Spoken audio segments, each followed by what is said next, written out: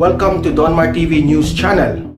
Okay, magandang hapon sa inyong lahat. It's 4:30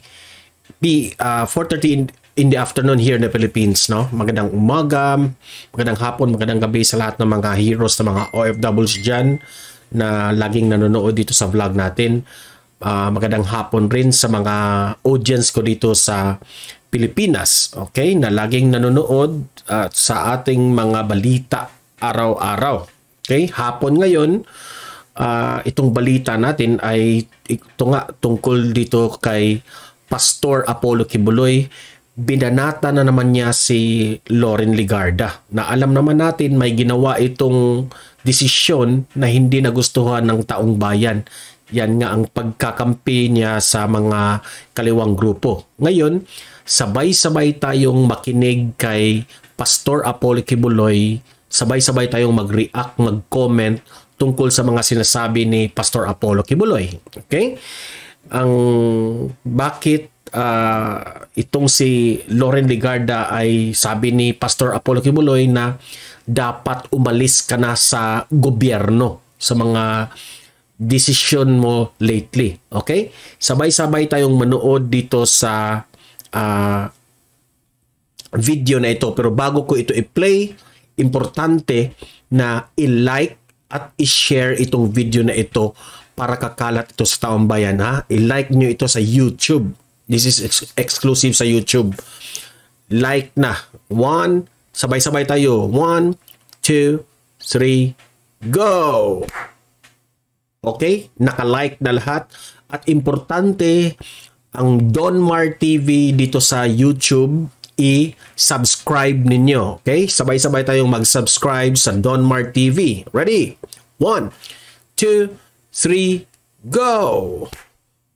Okay? Naka-subscribe na ba lahat sa aking channel? Kasi maraming nanonood dito na hindi pa nakasubscribe sa akin, ha? So, subscribe na kayo para manatili tayo dito sa YouTube. Okay? So, without further ado, let's listen to Pastor Apollo Kibuloy sa kanyang banat ni Loren Legarda. Okay? Don't forget to react, mag-comment. And we receive reports again that this communist in government are planning to persuade our President BBM to send an envoy to Netherlands to continue the peace talks.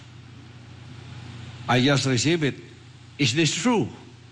You who are in government, who are in favor of the CPP, NP, NDF, get... Ayan kasi naka-uniforme yan si Loren Legarda. So, naka-uniforme siya na is really on the AFP, no? Ano ba yan? Loren Legarda, is that only pakitang tao ba yan na tutulong ka sa gobyerno? Diba? Out of the government. Your snakes. Ulit. NDF. Get out of the government. Get out of the government. Your snakes. You are snakes who are in favor. If you are officials of the government of the Republic of the Philippines and you are saying this to persuade our own President BBM to send an envoy to Netherlands, you know, you are legitimizing that snake there. You are legitimizing Joe Masison, the snake, the head of the snake, by sending an envoy. I will really condemn you. Whoever you are in government who are trying this, if this is true, some of you there, this government is really infiltrated by CPP, NP, NDF already. And we receive reports that they will persuade BBM, our own president, to deceive him to send an envoy to to Netherlands to talk with the snake, Joe Masison, to continue the peace talk. My God. If you are in government and you are doing this, please get out because the Filipino people are against you. Correct. You are infiltrators. You have infiltrated government.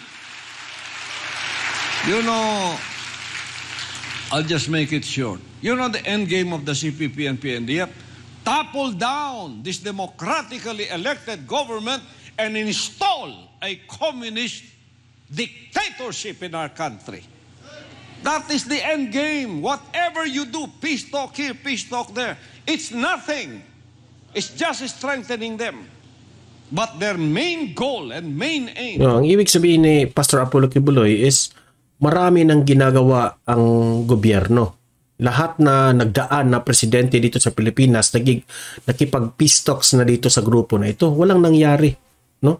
Lalo lang nating pinataba ang kanilang pagiging ahas. Is just to decimate, topple down this democratically elected government called the Republic of the Philippines and install a communist dictatorship of the proletariat headed by Joe Masison. You know what this CASER is? Okay. It's abolishing the AFP and legitimizing the NPA.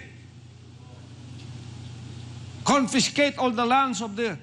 Tapos, kinampihan pa dito ni Loren Legarda. Landlords or those that have lands, distribute it. If you don't agree, they kill you.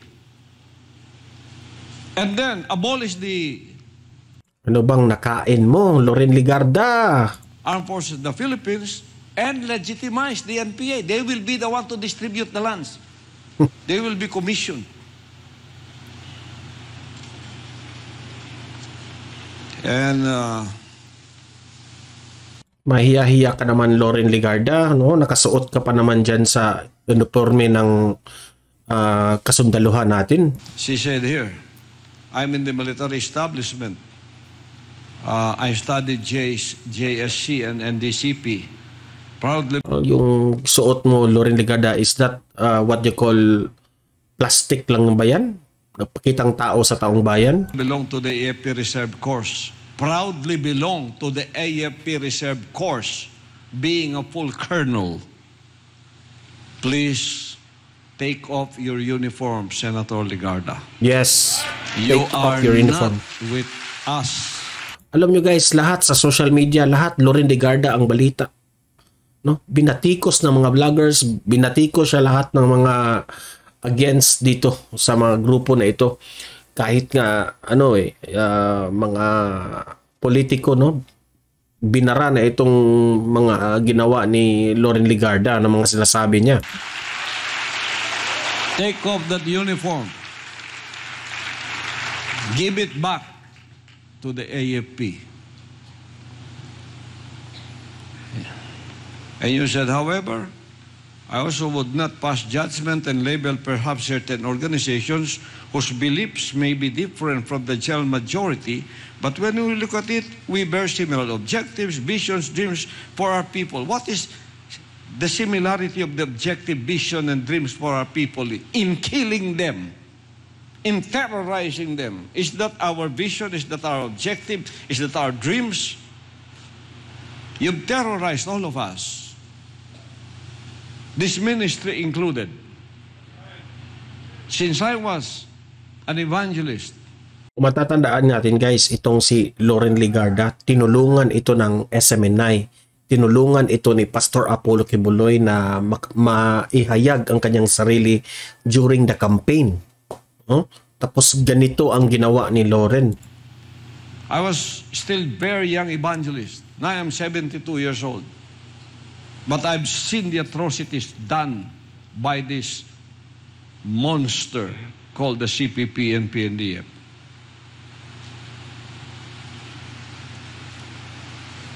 And you associate with them? He said, I stand here someone who has worked with the so-called left of this country and has admired many of those who share the same vision for our country, who may belong to those who are considered left of center And there is nothing wrong with that, Mr. President. You said that. There's nothing wrong with that. You know who's this left of center? They are not left of center. They are the extreme left. Left of center. There's no left of center with the CPP and PNDF. The way they conduct their ambushes, killing soldiers, killing police, killing innocent civilians.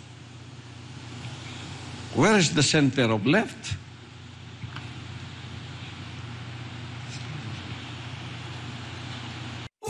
Subscribe to... So ayan, tapos na nga yung sinabi ni Pastor Apollo Kibuloy, no? Yun ang mga highlights niya during the yung pagpupulong nila sa kanilang yung tawag doon, yung kingdom of Jesus Christ, ng yung parang religion nila ni Pastor Apollo Kibuloy. Okay, so lahat sinasabi na ni Pastor Apollo Kibuloy tungkol kay Loren Legarda. Ayaw na ayaw niya ang mga sinasabi ni Loren Legarda, nga yung pagkampi dyan sa kabilang grupo. So kayong mga audience ko dito, saksi kayo, narinig nyo ang sinabi ni Pastor Apollo Kibuloy, mag-comment, mag-react tungkol sa sinabi ni Pastor Apollo Kibuloy, kung tama ba ang lahat ng mga kanyang pahayag tungkol kay Senator Loren Legarda. Mag-comment, mag-react kayo, babasahin natin yan. Okay, don't forget to like and share this video para marami ang makarinig, makakita dito, ha. Saksi kayo sa mga pinagsasabi ni Pastor Apollo Kibuloy, and don't forget to subscribe to my channel Don Mar TV para lagi kayong updated dito. Okay? So guys, patuloy nating ipaglaban ang administrasyon ni Presidente Bongbong Marcos, Vice President Inday Sara Duterte sa ating mga vlogs. Have a great day. See you in my next video and God bless everyone.